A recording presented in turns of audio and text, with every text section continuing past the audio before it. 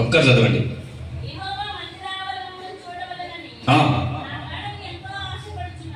యెహోవా మందిరావరణము చూడవలనని ఎవరి ప్రాణం?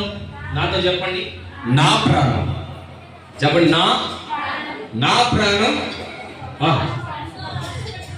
ఎలా ఉండాలి? ఇప్పుడు దేవుని మందిరాన్ని చూడగలిగిన నీవు, దేవుని వాక్యాన్ని ఎరిగిన నీవు, దేవుని ప్రార్థన చేసిన నీవు ఎలా ఉండాలి? ఇప్పుడు నువ్వు ఎలా ఉండాలి?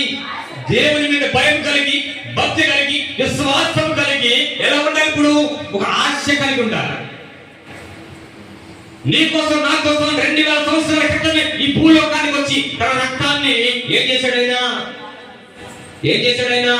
చిందించాడు. అవునా కదా? నశించిన దాన్ని వెనక రక్షించడానికి మనిషి కుమారుడు ఈ భూలోకానికి వచ్చాడు. ఆయన దేవుడు అంటే నీకు భయం ఉండదు, దేవుడు అంటే నీకు విశ్వాసం ఉండదు, దైవుడు అంటే దైవజనుడు అన్నగానే చూడకనా? అవునే కదండి. ఆ వద్దాలు ఎత్తాలే ప్రాంతం పెడతాడు, వెళ్ళిపోతాడు. నీ క్రైస్తవ పరిగబంధంలో దేవుని మందిరం అంటే నువ్వు ఎలా ఉండాలో తెలుసా? అత్యాశక్తితో ఉండాలి. దేవునికి స్తోత్రం చెప్పండి. హల్లెలూయా. మరొకసారి వాక్యం చదువుకుందాం. కీర్తన గ్రంథంలో 84వ అధ్యాయంలో 2వ వచనాన్ని. 84:2.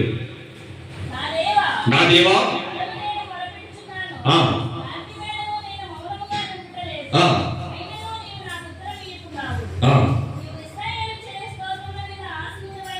దేవునికి స్తోత్రం కలుగును గాక. హల్లెలూయా. మనం ఏం చేస్తాం?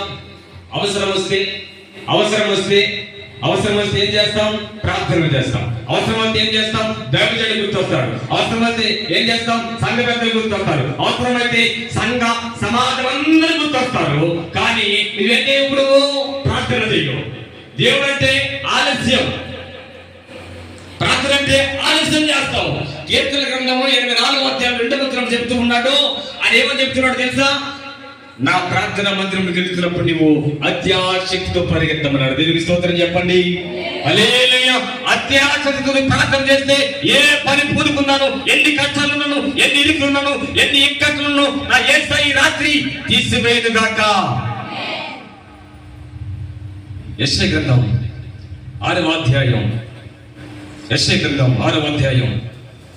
3వ వచనాన్ని మనం చదువుకుందాం. వారు సైన్యములకు అధిపతి యెహోవా పరిశుద్ధుడు, పరిశుద్ధుడు, పరిశుద్ధుడు, సర్వలోకం ఆయన మహిమతో. దేవునికి స్తోత్రం కలుగును గాక.